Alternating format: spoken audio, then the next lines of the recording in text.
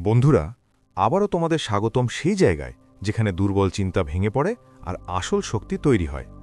কখনো এমন পরিস্থিতিতে পড়েছ যেখানে তোমার যে মানুষটাতে আগ্রহ ছিল সে হঠাৎ করেই ঠান্ডা হয়ে গেল? একদিন তোমার উপস্থিতি সে অনুভব করছিল, আর পরের দিন যেন তুমি দেখলেও সে দেখছে না। মেসেজের উত্তর নেই, কলের অজুহাত, আর সামনে থেকে এমন আচরণ যেন তুমি হাওয়ায় উড়ে যাওয়া কোনো জিনিস। এটাই সেই অবস্থা, যেমন পাখি ধরার চেষ্টা করার মতো। যতই ছুটো ততই সে দূরে উড়ে যায়। আর সবচেয়ে খারাপ অংশটা যেন কি, তুমি প্রতিটি আলাপ আলোচনা বারবার মাথায় ঘুরাচ্ছ, ছোট ছোট ইঙ্গিত থেকেই আশা করছো, ফোন বারবার চেক করছো, আর বদলে যা পাচ্ছ শুধু নীরবতা। যদি এ কথাগুলো তোমার কাছে পরিচিত মনে হয়, তাহলে আজকের দিন তোমার জন্য খুবই গুরুত্বপূর্ণ, কারণ আজ থেকে তুমি পিছু ছাড়বে আর খেলা উল্টে দেবে। আর যদি তুমি ভাবো এটা সব শুধু সিনেমা বা গল্পের মধ্যে ঘটে, তাহলে এখানেই থেমে যাও। আজ আমরা একদম স্পষ্ট আর গভীরভাবে বুঝব, যখন কেউ তোমাকে উপেক্ষা করে, দূরত্ব বজায় রাখে, তখন আসল শক্তি কিভাবে ফিরে পাওয়া যায়। প্রথমেই একটা তিক্ত সত্য শুনে নাও, কাউকে নিজের জীবনের প্রধান প্রাধান্য করো না যখন তুমি তার জীবনে শুধু একটা অপশন মাত্র। কথা কষ্ট দেয়, কিন্তু সত্যি। তুমি নতুন কাউকে আকৃষ্ট করো, বা পুরনো সম্পর্ক ফিরিয়ে আনো, বা একটা এক্সকে বোঝাতে চাও সে কি হারিয়েছে, এক নিয়ম সব জায়গায় প্রযোজ্য। যত বেশি তুমি কাউকে উপরে রাখবে, তত দ্রুত তোমার মূল্য তার চোখে পড়ে যাবে।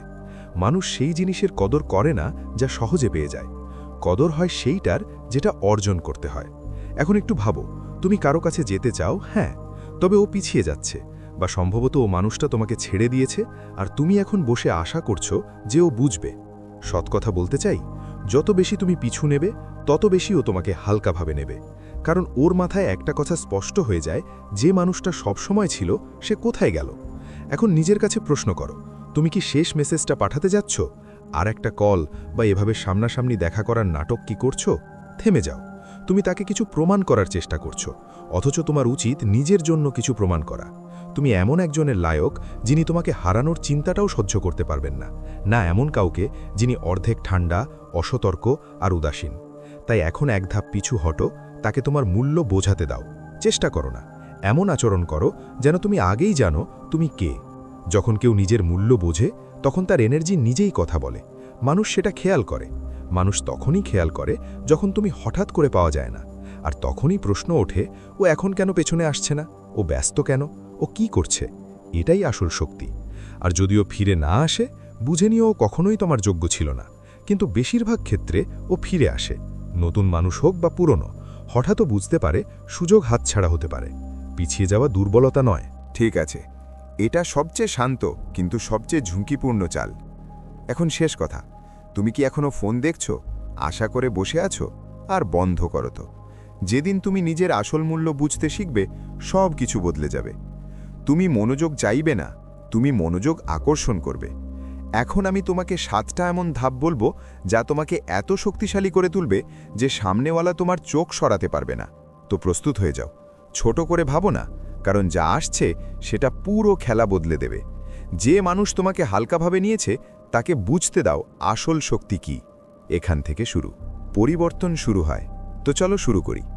প্রথমেই তোমার উৎকণ্ঠা কবর দাও। এখন ভালো করে শোনো, যখন কেউ হঠাৎ করে দূরত্ব বজায় রাখে, উত্তর দেওয়া বন্ধ করে দেয়, বা তোমাকে উপেক্ষা করতে শুরু করে, তখন তোমার শক্তি ফিরে পাওয়ার প্রথম এবং সবচেয়ে জরুরি পদক্ষেপ হলো তোমার উৎকণ্ঠা কবর দেওয়া। হ্যাঁ, এটা একটু কঠোর শোনাবে, একটু অন্ধকারময় লাগতে পারে, কিন্তু সত্যিই তাই। এই পদক্ষেপই তোমাকে মানসিক ধ্বংস থেকে রক্ষা করবে এবং নিয়ন্ত্রণ আবার তোমার হাতে এনে দেবে। এখন তোমার মনে প্রশ্ন জাগছে, যখন কেউ নিজেকে দূরে সরিয়ে নিচ্ছে, তখন কোনো রিয়াকশনের ছাড়াই কিভাবে থাকা যায়? এটা একদমই মানুষ হিসেবে স্বাভাবিক। যখন আমরা ভাবি কেউ আমাদের হাত থেকে ফিসলছে, তখন ঘাবড়ে যাই, হৃৎপিণ্ড দ্রুত ধড়ফড় করতে শুরু করে, মস্তিষ্ক প্রশ্নে ভর্তি হয়ে যায়। কিন্তু স্টোয়িক চিন্তাধারা আমাদের শেখায় যে পৃথিবীকে নিয়ন্ত্রণ করা যায় না, তবে নিজের প্রতিক্রিয়া নিয়ন্ত্রণ করা যায়। একটা কষ্টকর সত্য বুঝে নাও, যেদিন তুমি তোমার উদ্বেগ দেখিয়ে ফেললে, সেদিনই তুমি তোমার সব শক্তি অপরপক্ষের হাতে তুলে দিয়েছ। যখন কেউ তোমাকে উপেক্ষা করে, সে নিজেকে ইতিমধ্যেই নিজের থেকে ওপরে ধরে নেয়। আর যখন তুমি আতঙ্কিত হয়ে মেসেজ পাঠাও, কল করো, ব্যাখ্যা দাও, তখন তুমি অজান্তেই প্রমাণ করে দাও যে কন্ট্রোল তো তারই হাতে। মার্কাস অরেলিয়াস বলেছিল, তোমার জীবনের সুখ তোমার চিন্তার গুণগত মানের ওপর নির্ভর করে। যদি তোমার চিন্তা ভয় আর অস্থিরতায় ভরা থাকে তাহলে তোমার প্রতিটা কাজ দুর্বলতার ছোঁয়া পাবে। আর সত্যি বলি, ভয় কখনো আকর্ষণীয় হয় না, কন্ট্রোল থাকে। এখন একটা সাধারণ দৃশ্য ভাবো। তুমি কাউকে মেসেজ করছো, নতুন কেউ হতে পারে বা এক্স। হঠাৎ করে উত্তর আসা বন্ধ হয়ে গেল। পেটের মধ্যে একটা অদ্ভুত খালি ভাব, মাথায় হাজারটা প্রশ্ন। আমি কি ভুল করলাম? আবার মেসেজ করব? হয়তো ব্যস্ত আছে। এখান থেকেই অস্থিরতা শুরু হয়। আর একটু পর তুমি প্রতি 5 মিনিটে ফোন চেক করছো। কিন্তু আসল কথা হলো, বেচেইনি কখনো লুকিয়ে থাকে না। যতটা তুমি ভেতর থেকে ভাঙছো, সামনে থাকা মানুষ ততই দূরে সরে যায়। ও তোমার এনার্জি অনুভব করে, কিছু না বলেও। তাই প্রথম নিয়ম হলো, বেচেইনিকে চাপা দাও। এর মানে এই না যে তোমার কিছু অনুভব করাটা বন্ধ করো। দুঃখ পাওয়া, কনফিউজ হওয়া, আঘাত পাওয়াটা তো স্বাভাবিক। কিন্তু স্টোইক চিন্তা বলে, অনুভূতি আসবেই, কিন্তু প্রতিটা অনুভূতির ওপর অ্যাকশন নেওয়া দরকার নেই। এখান থেকেই শুরু হয় আবেগের নিয়ন্ত্রণ। যখন বেচেইনি আসে, তখন একটা গভীর শ্বাস নাও আর নিজেকে বলো, আমি দুর্বল নই, আমি মূল্যবান, আমি অপ্রতিরোধ্য। এটা শুধু কোনো কথা না, এটা তোমাকে মনে করিয়ে দেওয়ার একটাই উপায় যে তোমার দাম কারো উত্তর থেকে নির্ভর করে না। এখন আসল কথা বলি, যদি তুমি ভাবছ কি করে অস্থিরতা বন্ধ করব, তাহলে উত্তর হলো, বন্ধ করতে হবে না, শুধু দেখানো বন্ধ করতে হবে। এটাই আসল নিয়ন্ত্রণ। প্রথম ধাপ, তোমার কাজকর্ম নিয়ন্ত্রণ করা। মেসেজ পাঠানো বন্ধ করো, সোশ্যাল মিডিয়া চেক করা বন্ধ করো, পুরনো কথা মনে ঘোরানো বন্ধ করো। সেনেকা বলেছিল, দারিদ্র্য মানে কম থাকা না, দারিদ্র্য মানে বেশি চাওয়া। যখন তুমি কারো নজরের তৃষ্ণায় তুমি যখন ভাবের দিক থেকে দুর্বল হয়ে যাও। একটু সহজ উদাহরণ ধরো, মলে যে অতিরিক্ত চটপটে সেলসম্যান থাকে, যারা তোমার পেছনে পেছনে ঘোরে। একবার শুধু শুনো, চেষ্টা করে দেখো। আর তুমি কি করো? উল্টো দিকে দৌড়াও। একই অবস্থা হয় সামনে ওরও, যখন তুমি বেচেনি হয়ে ওর পেছনে দৌড়াও। কেউই বেচেনি কিনতে চায় না। তাহলে এই কাজটা জীবনে কিভাবে আনা যায়? ছোট ছোট রোগ থেকে শুরু করো। যখনই মেসেজ পাঠাতে ইচ্ছে করো, থেমে যাও। নিজের মনে করিয়ে দাও, আমার দাম ওর জবাব দিয়ে ঠিক হবে না। যত কম তুমি রিয়্যাক্ট করবে, তত বেশি তোমার শক্তি বাড়বে। এটা কোনো খেলা নয়, এটা নিজের শান্তি বজায় রাখা। আর যদি তবুও কঠিন লাগে, তাহলে নিজেকে দোষ দিও না। পরিবর্তন একটা প্রক্রিয়া, পারফেক্ট হওয়া জরুরি নয়, এগিয়ে চলা জরুরি। লিখো, কোনো বিশ্বাসযোগ্য বন্ধুর সঙ্গে কথা বলো, কিন্তু সবচেয়ে জরুরি নিজেকে খেয়াল রাখা। প্রতিবার যখন তুমি রিয়াকশনে নিয়ন্ত্রণ রাখো, তুমি ভিতর থেকে শক্তিশালী হয়ে ওঠো। তুমি নিজেকে প্রমাণ করো যে তোমার কারো কাছে মনোযোগ ছাড়াই তুমি সম্পূর্ণ। শেষমেশ একটা কথা মনে রেখো, তোমার সঙ্গে কি ঘটে সেটা ততটা গুরুত্বপূর্ণ নয়। তোমার উপর কেমন প্রতিক্রিয়া দেখাও, তা থেকেই সবকিছু নির্ভর করে। আজ তুমি প্রমাণ করছো যে কেউ তোমার সঙ্গে যাই করুক না কেন, তুমি তোমার আবেগ, তোমার মূল্য এবং তোমার জীবনের মালিক তুমি নিজেই। তুমি উদ্বিগ্ন নাও, তুমি ভালোবাসার যোগ্য। এই কথা নিজের মধ্যে গেঁথে নাও, আমি অপ্রতিরোধ্য। কারণ যেদিন তুমি উদ্বেগকে বিদায় জানিয়ে শক্তির সঙ্গে জীবনযাপন শুরু করবে, খেলা তোমার পক্ষে ঘুরে যাবে। আর এটা তো কেবল শুরু, পরের 6 ধাপ আরও গভীরে যাবে। এখানেই থেমে যেও না, আমাদের সঙ্গে থাকো, কারণ সামনে যা আসছে তা তোমার সম্পর্ক এবং আত্মসম্মান পুরোপুরি বদলে দেবে। দ্বিতীয়ত, চুপচাপ অদৃশ্য হয়ে যাও। এখন সরাসরি দ্বিতীয় ধাপে আসি, এবং মন দিয়ে শোনো। যখন কেউ তোমাকে উপেক্ষা করতে শুরু করবে, দূরত্ব তৈরি করবে, তখন সবচেয়ে শক্তিশালী পরবর্তী ধাপ হল চুপচাপ অদৃশ্য হয়ে যাওয়া। এখানেই বেশিরভাগ পুরুষ ভয় পায়। মস্তিষ্কে তাড়াতাড়ি প্রশ্ন আসে, যদি আমি চুপ থাকি তাহলে হয়তো সে আমাকে ভুলে যাবে। কিন্তু একটা কথা স্পষ্ট করে বলি, যদি তুমি এই ভিডিওর 7টি ধাপ সঠিকভাবে অনুসরণ করো, তাহলে সে তোমাকে ভুলতে পারবে না, বরং তোমার অভাব তাকে অস্থির করে তুলবে। এখন নিজের কাছে একটা প্রশ্ন করো, তুমি কি কাউকে পেতে গিয়ে নিজেকে হারাচ্ছ? ভুলে যেতে তো তৈরি? তুমি কি তোমার মর্যাদা, তোমার উন্নতি, তোমার সম্মান শুধু এ কারণেই উৎসর্গ করে দিবে যে কেউ তোমাকে একটু মনোযোগ দিচ্ছে? চিন্তা করো, নীরবতা দুর্বলতা নয়, নীরবতা শক্তি। যখন তুমি চুপ থাকো, তুমি পিছিয়ে যাও না, তুমি এগিয়ে যাও। তুমি তোমার শক্তি তুলে নাও, আর সামনের মানুষ প্রথমবার সেই শূন্যতা অনুভব করে। যদি তুমি ভাবো নীরবতায় মানুষ ভুলে যায়, তাহলে তুমি বড় ভুল বোঝাবুঝিতে আছো। নীরবতা উপস্থিতিকে মুছে দেয় না, নীরবতা উপস্থিতিকে আরও গভীর করে দেয়। তার মাথায় প্রশ্ন জাগে, মনে হচ্ছে সে এখন তোমার পেছনে দৌড়াচ্ছে না কেন? সে এত শান্ত হয়ে গেল কেন? আমি কি তাকে কম বুঝেছি? কিন্তু যদি তুমি বারবার মেসেজ করো, ব্যাখ্যা দাও, মনোযোগ চাও, তাহলে তুমি এমন একটা পেছনের আওয়াজ হয়ে যাও যাকে কেউ গুরুত্ব দিয়ে দেখে না। এখন সিদ্ধান্ত তোমার। অথবা মনোযোগের ভিক্ষা চেয়ে চেয়ে নিজেকে হারিয়ে দাও, অথবা এক ধাপ পেছনে হটো আর তাকে তোমার অনুপস্থিতির অস্বস্তির অনুভব করতে দাও। একটু ভাবো এই দৃশ্যটা। তুমি মেসেজ পাঠানো বন্ধ করো, কল করা বন্ধ, রিয়াকশন দেওয়া বন্ধ।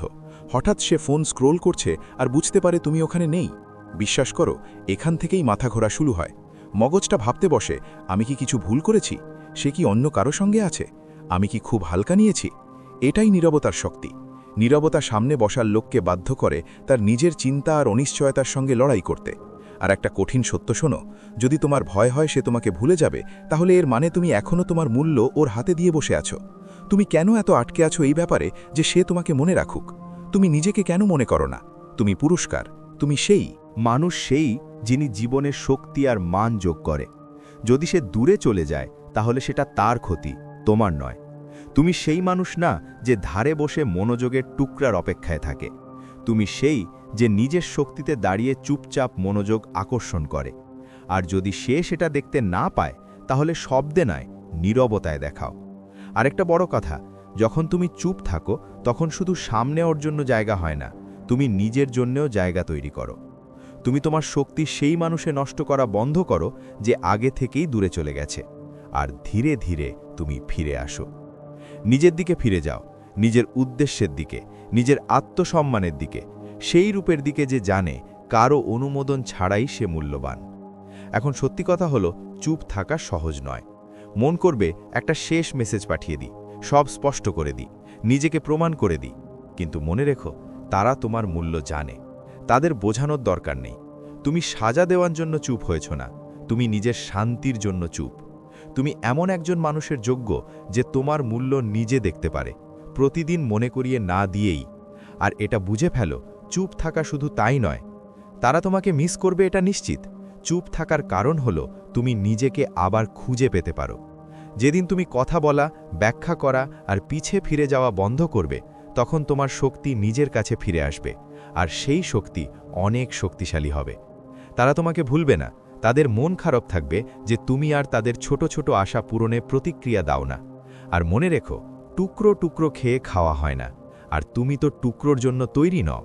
এবার এই সিদ্ধান্তকে জীবনে নিয়ে আসো। যে কোনো সময় মেসেজ পাঠানোর ইচ্ছে হলে থেমে যাও, একটা গভীর শ্বাস নাও, নিজেকে প্রশ্ন করো, এই মেসেজ কি আমার মূল্য বাড়াবে নাকি কমাবে? আমি এমন একজনের সাথে আটকে আছি যে আমার মূল্যই বুঝতে পারছে না। প্রতিবার যখন তুমি থেমে যাও, তখন তুমি নিজেকে মনে করিয়ে দাও, আমি যথেষ্ট। যদি এখন কঠিন মনে হয় তো আতঙ্কিত হওয়ার দরকার নেই। পরিবর্তনই তো অসুবিধার মধ্যে দিয়েই আসে। যদি কারো পিছনে ছুটতে ছুটতে তুমি খুব আরামদায়ক বোধ করো, তাহলে বুঝে নাও এখন পেছনে সরে দাঁড়ানোর সময়। প্রথমে নীরবতা অদ্ভুত লাগবে, কিন্তু সেই নীরবতার মধ্যেই তুমি তোমার শক্তি, সহনশীলতা আর আসল মূল্য আবার ফিরে পাবে। শেষ পর্যন্ত একটা কঠিন সত্য মনে রেখো, তোমার সাথে যা ঘটে তার থেকে বেশি গুরুত্বপূর্ণ কিভাবে তুমি সেগুলোর প্রতিক্রিয়া দাও। সেটাই সব কিছু ঠিক করে দেয়। আজ তুমি ভয়ের কারণে নয়, শক্তি দিয়ে প্রতিক্রিয়া দিচ্ছ, শব্দে নয়, নীরবতায়। তাদের বুঝতে দাও যে যখন তুমি তোমার এনার্জি সরিয়ে নাও, তখন জীবন কেমন হয়। তুমি উদ্বিগ্ন নাও, তুমি ভালোবাসার যোগ্য। এই বাক্যটা আবার নিজের মধ্যে ঢুকিয়ে নাও, আমি অপ্রতিরোধ্য। বলো, বিশ্বাস করো, বেঁচে থাকো। কারণ যখন তুমি নীরবতায় হারিয়ে যাও, সত্যি নিজেই কথা বলতে শুরু করে। এই হলো তোমার সময় তোমার শক্তি ফেরত নেওয়ার। এখন তৃতীয় ধাপ, নিজের ভিতরের অস্ত্র গড়ে তুলে নাও।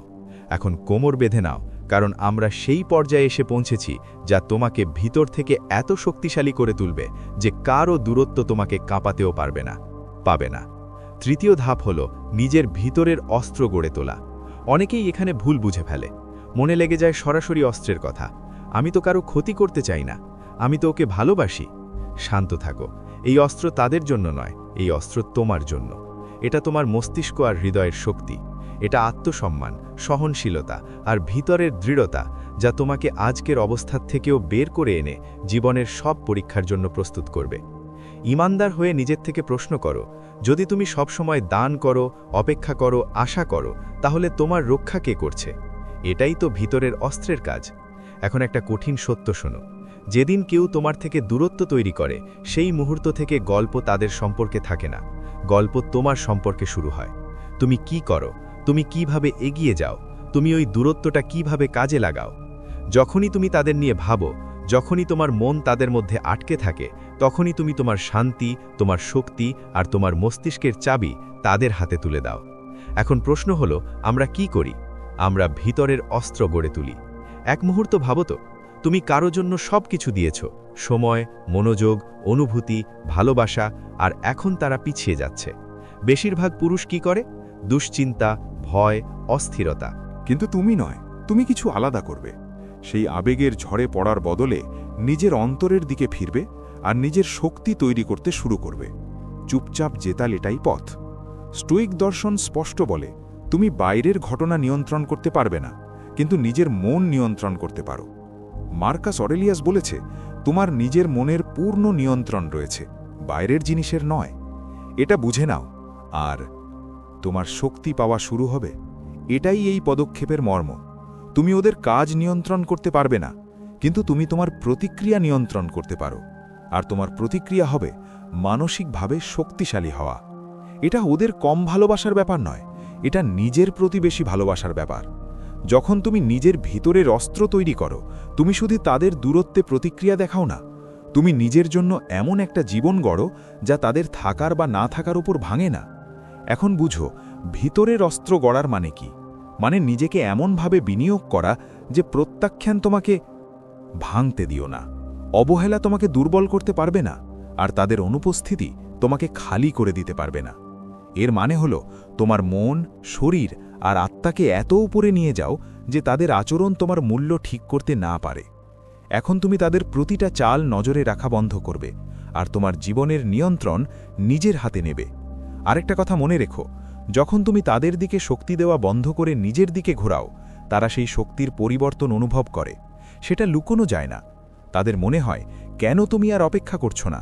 এত ব্যস্ত কি করে হয়ে গেলে? কিভাবে বদলে গেলে? ধীরে ধীরে শক্তির ভারসাম্য বদলাতে শুরু করে। তুমি এখন আর তাদের কেন্দ্রবিন্দু হয়ে থাকছো না, তুমি তোমার নিজের একটা জগৎ গড়ছ। আর যতক্ষণ তারা বুঝতে পারে, ততক্ষণে তুমি এতটাই এগিয়ে চলে যাও যে কোনো পার্থক্যই পড়ে না। সত্যি বলছি, নিজের ভিতরের অস্ত্র তৈরি করা সহজ ব্যাপার না। এর জন্য লাগে নিয়মপালা, মনোযোগ আর নিজেকে গুরুত্ব দেওয়ার সাহস। কিন্তু তুমি এর যোগ্য। তুমি এতটাই সুরক্ষিত হতে পারো যে কারো দূরে চলে যাওয়া তোমাকে ভাঙতে না পারে। তুমি সেই মানুষ নও যে কারো চলে যাওয়ায় ছিন্ন ভিন্ন হয়ে পড়ে।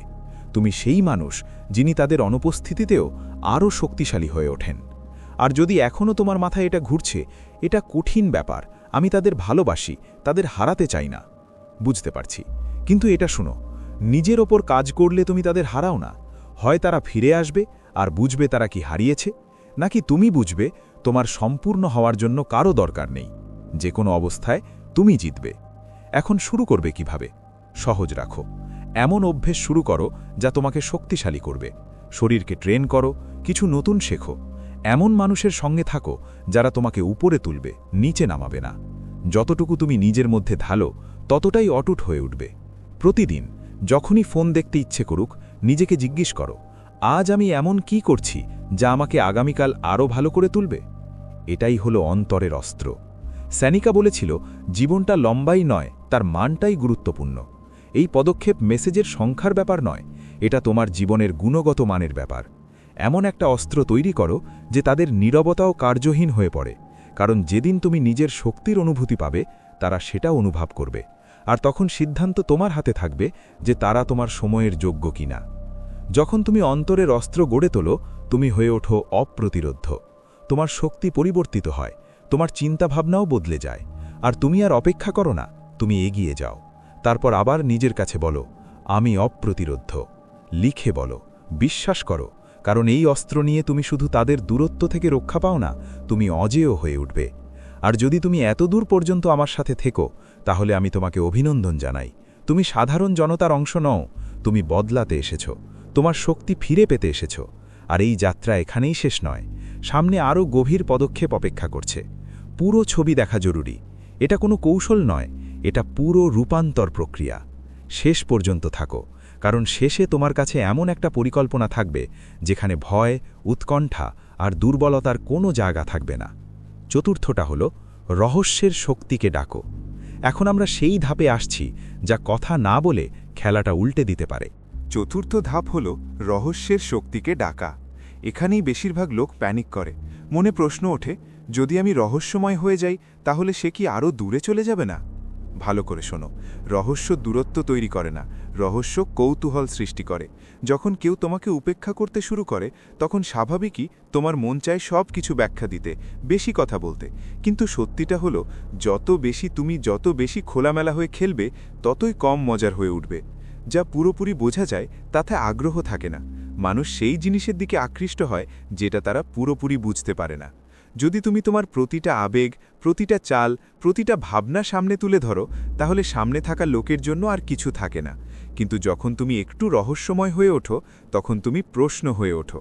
ভাবো তো, যখন তুমি পেছনে সরে যাও এবং সব কথা বলা বন্ধ করো, তখন মানুষ ভাবতে শুরু করে, এখন কেন রিয়্যাক্ট করছো না? তার জীবনে কি এমন কিছু ঘটছে যা আমি জানি না? তুমি প্রতিটা পদক্ষেপের ঘোষণা করো না, সব অনুভূতির প্রকাশ করো না, আর এইটাই সামনে ওদের মন খারাপ করে। এটাই হলো রহস্যের শক্তি। একটু ভাবো তো একটা সিচুয়েশন। আগে তুমিই বারবার মেসেজ করো, সব কথা বলো, সব অনুভূতি শেয়ার করো। এখন হঠাৎ করে সব কিছু না বলো। তুমি আছো, কিন্তু সব সময় পাওয়া যায় না। তুমি ছোট ছোট জিনিস সোশ্যাল মিডিয়ায় পোস্ট করো না, ওদের চুপ্পির কোনো রিয়াকশন দাও না।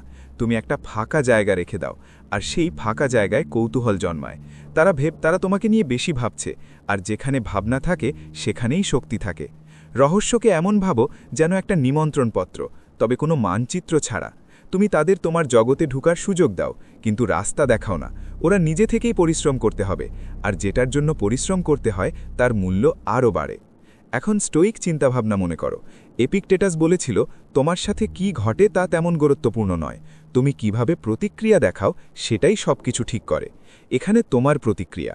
অনুমানের বাইরে থেকো, যা তারা আশা করে তা করো না। ওদের বুঝতে দিও না তোমার মনে কি চলছে। তোমার নীরবতা, তোমার ধৈর্য, তোমার নিয়ন্ত্রণ ওদের ভাবতে বাধ্য করবে। আর মনে রেখো, রহস্য কোনো খেলা নয়, রহস্য মানে আত্মসম্মান। এটা সবকিছু লুকানোর ব্যাপার না, এটা সবকিছু শেয়ার করতে অস্বীকার করার ব্যাপার। এটা নিজের মূল্য বুঝে নেওয়ার ব্যাপার। যখন তুমি রহস্যের শক্তি ডাকে, তখন তুমি পিছু নাও না। মানুষ নিজে নিজেই টান খেয়ে চলে আসে, কারণ যা পুরোপুরি বোঝা যায় না সেটাই সবচেয়ে আকর্ষণীয় হয়। এখন এই সিদ্ধান্তটা নিজের মধ্যে গেঁথে নাও। নিজেকে বলো, আমি আকর্ষণীয়। বলো, বিশ্বাস করো, আর দেখো কিভাবে পরিস্থিতি বদলে যায়। যখন তুমি একটু রহস্য রাখো, যদি তৈরি হতে দাও, তাহলে কথার দরকারই পড়ে না, রহস্য নিজেই বলে দেয়। 5 নম্বর ধাপটা হলো আবেগের ঢাল পড়া। এখন আসছি সেই ধাপে যা তোমাকে ভিতর থেকে এতটাই শক্ত করে দেবে যে কারো উদাসীনতাও তোমাকে স্পর্শ করতে পারবে না। 5ম ধাপ হলো আবেগের ঢাল পড়া। এখন তোমার মনে প্রশ্ন উঠবে, আবেগের ঢাল মানে আসলে কি? এর মানে হলো তোমার অনুভূতিগুলোর চারপাশে একটা সুরক্ষা ঢাল তৈরি করা, যাতে সামনে যে যা করুক বা না করুক, ছোটখাটো কোনো কথা তোমাকে আঘাত না দিতে পারে। যখন কেউ দূরত্ব তৈরি করে, তখন স্বাভাবিকভাবেই হৃদয়ে প্রভাব পড়ে। মন চায় বিষয়টা ভিতরে ঢুকে গিয়ে চেপে বসুক। কিন্তু সত্যি কথা হলো, যদি তুমি প্রতিটা কাজ, প্রতিটা চুপ থাকা, প্রতিটা উপেক্ষা নিজের হৃদয়ে বেশি প্রভাব ফেলতে দাও, তাহলে তুমি পুরো নিয়ন্ত্রণ সেই মানুষটার হাতে তুলে দিচ্ছ। আর এখানেই শেষ হবে। মানসিক ঢাল মানে এই না যে তুমি অনুভব করা বন্ধ করে দাও বা হৃদয় পাথরের মতো করে ফেলো। এর মানে হলো তুমি ঠিক করবে কার আচরণ তোমার মেজাজ, তোমার মূল্য ও তোমার সুখ নির্ধারণ করবে। যখন তুমি মানসিক ঢাল পড়ে নাও, তখন সামনেওয়ালা যাই করুক, তুমি ভিতর থেকে স্থির থাকো। সে তোমাকে উপেক্ষা করুক, তুমি নিজেকে ঠুকরানো মনে করো না। তুমি জানো তার আচরণ তোমার পরিচয় নয়। সত্যি বলছি, যখন কেউ দূরে চলে যায়, প্রথম আঘাত লাগে হৃদয়ে। মন প্রশ্ন করতে শুরু করে, কি আমার মধ্যে কি কিছু কমতি আছে? আমি কি যথেষ্ট নই? বেশিরভাগ পুরুষই এ কারণেই ভেঙে পড়ে, কিন্তু মানসিক ঢাল এখানেই কাজে লাগে। তুমি ঠিক করো, আমি আমার শক্তি কারো হাতে দেব না। একটু ভাবো একটা পরিস্থিতি, হঠাৎ সে চুপ হয়ে গেল, মেসেজের উত্তর নেই, কলের কোনো প্রভাব নেই। আগের তুমি কি করত? চুপচাপ বসে ভেঙে পড়ত, নিজের উপর দোষ চাপাত। কিন্তু নতুন তুমি আলাদা, এখন তুমি চুপ থেকে ভেঙে পড়ো না। এখন তুমি জানো যে তার জবাব না দেওয়া তোমার মূল্য কমায় না। তুমি মানসিকভাবে বুলেট প্রুফ হয়ে যাও। মার্কাস অরেলিয়াস বলেছিল, তোমার মন নিয়ন্ত্রণ করার ক্ষমতা তোমার আছে, বাইরের ঘটনাগুলোর নয়। এটা বুঝো, তোমার শক্তি বাড়বে। এটাই মানসিক ঢালের মূল। তুমি ঠিক করো কতটা অনুভূতি কোথায় ব্যয় করতে হবে। যদি সে পিছু হটে, তাহলে তুমি বেশি অনুভূতি সেখানে দাও না যেখানে তোমার কোনো নিয়ন্ত্রণ নেই। তুমি সেই শক্তি নিজের ওপর খরচ করো, নিজের শান্তি, নিজের সুখ, নিজের আত্মসম্মান নিয়ে। আর এক মজার কথা শোনো, যখন তুমি মানসিকভাবে নিরাপদ হয়ে যাও, তাহলে তুমি আরও বেশি আকর্ষণীয় হয়ে ওঠো। মানুষ সেই মানুষদের দিকে আকর্ষিত হয় যারা প্রতি বিষয়ে ভেঙে পড়ে না, যারা স্থির থাকে, যারা নিজেকে নিয়ন্ত্রণে রাখতে পারে। তারা ভাবতে শুরু করে, এবার কেন এটা পিছা করছে না, এটা এত শান্ত কিভাবে? আর এখান থেকেই খেলা পাল্টায়। এখন অনিশ্চয়তা তাদের দিকে চলে আসে। এখন তাদের মনে প্রশ্ন ওঠে। আবেগের ঢাল পড়ার মানে ঠান্ডা হওয়া নয়, এর মানে হলো অটল থাকা। তোমার আর তাদের অনুমতির দরকার নেই, তুমি তোমার শক্তিতে দাঁড়িয়ে আছো, এবং এটাই আসল নিয়ন্ত্রণ। এই সিদ্ধান্ত তোমার মধ্যে মজবুত করো। নিজের সাথে বলো, আমি অস্পর্শ, বলো, অনুভব করো, আর তেমনই জীবন কাটাও। কারণ যেদিন তুমি তোমার আবেগের ঝড়ো ঢাল পড়বে, কেউ তোমাকে ভাঙতে পারবে না। তুমি তোমার অনুভূতির মালিক, আর এটাই তোমাকে অজেয় করে তোলে। নম্বর 6, কিছু না বলেই খেলা ঘুরিয়ে দাও। এখন মনোযোগ দিয়ে শোনো। ষষ্ঠ ধাপ খুবই শক্তিশালী, এতটাই শক্তিশালী যে এখানে কথার দরকারই পড়ে না। এই ধাপের নাম হলো কিছু না বলে খেলা পাল্টানো। এখন তোমার মনে প্রশ্ন উঠছে, কিছু না বলে কিভাবে পরিবর্তন আনা যায়? সরলভাবে বোঝো, কথা দুর্বল হয়, কাজ শক্তিশালী হয়। আর যখন তোমার নীরবতা সঠিক কাজের সঙ্গে মিশে যায়, যখন কেউ দূরে সরে যায়, তখন সামনেওয়ালা কিছু না শুনেই সব বুঝে ফেলে। কেউ যখন দূরত্ব তৈরি করে, তখন বেশিরভাগ মানুষ কি করে? পেছনে ছুটে বেড়ায়, প্রশ্ন করে, নিজের অনুভূতি বোঝানোর চেষ্টা করে। কিন্তু এটা পুরনো পদ্ধতি। এখন তোমার পাল্টা খেলতে হবে। এখন তুমি চুপ থাকবে এবং নিজের কাজকর্ম দিয়ে সব দেখাবে। এই পদক্ষেপের মানে হলো, তুমি আর তাদের শর্তে আবেগগতভাবে উপলব্ধ থাকবে না। তুমি তোমার শক্তি ফিরে নিয়েছ, এবং তারা সেটা কথা না বলেই বুঝে যাবে। একটা দৃশ্য ভাবো, সে তোমাকে পড়ে ফেলে, মেসেজের জবাব দেয় না, তোমাকে উপেক্ষা করে, এবং ভেবে বসে ওটা তো তোমার পাছা করবে, ওটা তো তোমার ব্যাখ্যা দেবে। কিন্তু তুমি কিচ্ছু করো না, না রিয়াকশন, না পাছা, না ব্যাখ্যা। তুমি তোমার জীবনে মনোযোগ দাও, তোমার কাজ, তোমার উন্নতি, তোমার সুখে তুমি নিজেই হারিয়ে যাও। তখন ওদের ধাক্কা লাগে। তারা ভাবতে শুরু করে, কেন ওটা পাছা করছে না, কেন এখন বুঝাতে আসছে না, ওটা কিভাবে বদলে গেল? এটাই আসল শক্তি। তুমি তাদের আশা আর পূরণ করতে চাও না। তুমি তোমার আবেগের শক্তি ওখান থেকে সরিয়ে নাও, আর চুপচাপ একটা পরিষ্কার বার্তা চলে যায়, এখন আমি তোমার নিয়মে খেলছি না। সবচেয়ে সুন্দর ব্যাপারটা জানো কি? তোমাকে কিছু বলতেই হয় না। তোমার অনুপস্থিতি, তোমার নীরবতা আর নিজের দিকে ফোকাস করাটা সব কিছু বলে দেয়। তারা সেটা খেয়াল করে এবং সেটা তাদের মাথায় চুপতে শুরু করে। এখন প্রশ্ন তোমার নয়, তাদেরই হয়ে যায়। স্টোইক চিন্তার একটা বড় নিয়ম আছে, ভালো মানুষ হতে গিয়ে ঝগড়া করো না, ভালো মানুষ হও। এর মানে হলো, বোঝানো বন্ধ করো, প্রমাণ করার চেষ্টা বন্ধ করো, আর নিজে করে দেখাও। যখন তারা দেখে তুমি তাদের দূরত্বে আবেগপ্রসূত প্রতিক্রিয়া দিচ্ছ না, তখন সেটা তাদের ভিতর থেকে দোলা দেয়।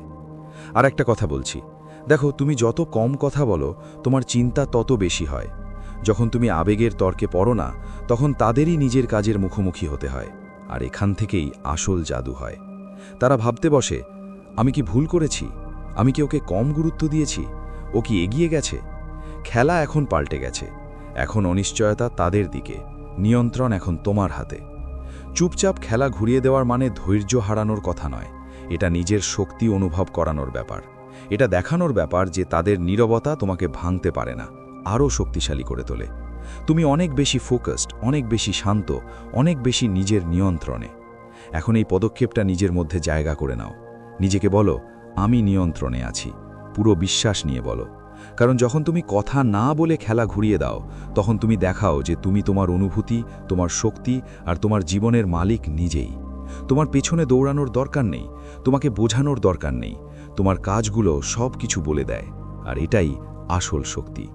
নাম্বার 7, তাদের ছায়ার পেছনে দৌড়াতে দাও। এখন আমরা শেষ এবং সবচেয়ে শক্তিশালী পদক্ষেপে পৌঁছে গেছি। এটা শুধু দূরত্ব রক্ষার করার কৌশল নয়, এটা একটা এমন পাল্টা আঘাত যে সামনেওয়ালা বুঝতেই পারবে না কখন আর কিভাবে খেলা বদলেছে। 7ম ধাপ হলো, তাদের ছায়ার পেছনে দৌড়াতে দাও। এখন তোমার মনে প্রশ্ন উঠবে, ছায়ার পেছনে দৌড়ানো মানে কি? মানে হলো, তুমি আর সেই মানুষ নও যে সবসময় পাওয়া যেত, যে সবসময় জবাব দিত, যে সহজে মিলত। তুমি সেই পুরনো মানুষের ছায়া হয়ে যেয়ে যাও যাকে তারা ভাবত তাদের নিয়ন্ত্রণে আছে। এখন তুমি আবেদনের ভিত্তিতে আবেগগতভাবে উপস্থিত থাকো না। এখন তুমি মেসেজের অপেক্ষায় থাকো না। এখন তুমি মনোযোগ পেতে মাথা নাড়ো না। এখন তুমি নিজের জগতেই এগিয়ে যাও, কিন্তু এমন একটা ছাপ রেখে যাও যা সামনে থাকা মানুষকে বিভ্রান্ত করে। এটাই এই পন্থার আসল শক্তি। এখন বুঝো এটা কিভাবে কাজ করে। তুমি তাদের সহজে পৌঁছানোর সুযোগ দেওয়া বন্ধ করে দাও, তাড়াতাড়ি জবাব দেওয়া বন্ধ, সব কথায় রিয়্যাক্ট করা বন্ধ। তুমি একটা রহস্য হয়ে ওঠো। তারা দেখে কখনো জিমের ছবি, কখনো নতুন কোনো সাফল্য, আবার কখনো বন্ধুদের সাথে কোথাও বাইরে। সব কিছু দেখা যায় কিন্তু ধরতে পারা যায় না। এখন তারা সেই মানুষটার পিছনে ছুটে বেড়াচ্ছে না যে আগে ছিল, তারা সেই নতুন রূপটার পিছনে ছুটে বেড়াচ্ছে যে তাকে বুঝতেই পারছে না। পুরনো তুমি যে আবেগের কাছ থেকে খোলা ছিলে, যে অপেক্ষা করত, সে আর নেই। তুমি উপরে উঠে গেছো আর সে পিছনে থেকে গেছে। একটু ভাবো এই দৃশ্যটা। তার অভ্যেস ছিল তুমি মেসেজ করবে, বোঝানোর চেষ্টা করবে, কিন্তু এইবার তুমি নেই। পুরোপুরি অদৃশ্য নও, শুধু হাতের বাইরে। তুমি নিজের অগ্রগতির ছাপ ফেলছ, নিজের সুখের, নিজের এগিয়ে চলার, আর সামনে থাকা মানুষটা ভাবতেই থাকে, আমি এখন এটার মধ্যে কোথায় ফিট হই, নাকি আমি ফিটই হই। মার্কাস অরেলিয়াস বলেছিল, আত্মা সেই চিন্তাগুলোর রং নেয় যেখানে সে ডুবে থাকে। আর এখন মোর এখানেই যে তুমি আর তাদের ব্যাপারে ভাবছ না, আর এটা স্পষ্ট দেখা যায় যখন তারা তোমাকে তাদের জীবন যাপন করতে দেখে। তখন তারা বুঝতে পারে যে তারা পিছিয়ে পড়েছে, আর এখন তারা ধরতে পারবে না, কারণ তুমি দাঁড়িয়ে অপেক্ষা করছো না। তারা যোগাযোগ করার চেষ্টা করবে, কিন্তু তুমি এখন সহজে পাওয়া যাবে না। তারা বুঝতে চাইবে ভুলটা কোথায় হয়েছে, কিন্তু তুমি ততক্ষণ পর্যন্ত নিজের আরও ভালো রূপের দিকে এগিয়ে গিয়েছ। একটা কথা ভালো করে বুঝে নাও, তুমি গায়েব হও না তাদের শাস্তি দিতে, তুমি গায়েব হও তোমার শক্তি ফিরে পেতে নেওয়ার জন্য। তুমি দেখিয়ে দাও যে তোমার জীবন কারো চলে যাওয়ায় থেমে থাকে না। তুমি তাদের সেই মানুষটার পিছনে দৌড়াতে দাও না যে আর সেখানে নেই, কারণ তার জায়গায় একজন শক্তিশালী, স্বাধীন আর অটল মানুষ এসে দাঁড়িয়েছে। আর এটাই সবচেয়ে বেশি চুলচায়। তারা তোমার শক্তির অভাব অনুভব করবে, তোমার মনোযোগের, তোমার উপস্থিতির, আর এই অভাব ধীরে ধীরে তাদের কষ্ট দেবে। তারা ছায়ার পিছনে দৌড়াতে থাকবে, আর তুমি আলোতে এগিয়ে যাবে। তাদের বুঝতে দাও যে তারা কিছু মূল্যবান হারিয়েছে, আর যতক্ষণ তারা পুরো সত্যিটা বুঝতে পারবে, ততক্ষণ পর্যন্ত তোমার আর তাদের দরকার থাকবে না। এখন শেষ নিশ্চয়তা নিজের মধ্যে বসিয়ে নাও। নিজের কাছে বলো, আমি পুরস্কার। পুরো বিশ্বাস নিয়ে বলো, কারণ তুমি সত্যিই পুরস্কার। আর যেদিন তারা বুঝবে যে তারা ছায়ার পিছনে দৌড়াচ্ছিল, তখন তুমি অনেক দূরে চলে গিয়েছ, আরও শক্তিশালী, আরও ক্ষমতাশালী এবং পুরোপুরি অটুট। এখন একটু পেছনে তাকাও। আমরা 7টা এমন ধাপ দেখেছি যা কারো চলে যাওয়ার পর পুরো হিসেব বদলে দেয়। কিন্তু আসল কথা হলো, তুমি কারো ফিরবার অপেক্ষা করছো না। তুমি উঠে দাঁড়াচ্ছ, তুমি নিজেকে গড়ে তুলছ, তুমি তোমার মস্তিষ্ক চালু করছো। আর এমনটাই মানুষ হচ্ছ তোমার, যার কাছে মনোযোগের ভিক্ষা চাইতে হয় না। মানুষ তোমার মূল্য বুঝুক বা না বুঝুক, তুমি তো আগেই অনেক উপরে উঠে গেছো। এটাই আসল জয়। এখন পরের ধাপটা কি? এখন এসব কথা শুনে থেমে থাকা নয়, এক এক করে জীবনেই নামাতে হবে এগুলোকে। যতই তুমি নিজের উপর ফোকাস করবে, ততই তোমার শক্তি বদলাবে। মানুষ তোমাকে আলাদা চোখে দেখতে শুরু করবে। যতটা তুমি নিজের মধ্যে সময় দেবে, ততই আরও বেশি আকর্ষণীয় হয়ে উঠবে। মনে রেখো, তুমি একটা পুরস্কার। এখন সেই অনুযায়ী জীবনে শুরু করো জীবনযাপন। যদি এই ভিডিও তোমার মনের গভীরে স্পর্শ করে থাকে, তাহলে চ্যানেলটা সাবস্ক্রাইব করো, যাতে আরও এমন শক্তিশালী চিন্তা তোমার কাছে পৌঁছায়। আর কমেন্টে লেখো যদি তুমি সত্যিই তোমার শক্তি ফিরে পেতে প্রস্তুত হও। নিজের কথা কখনো ভুলে যেও না, আমি অতুলনীয়, আর এই ভাবনাই তোমাকে সবার আগে নিয়ে যাবে।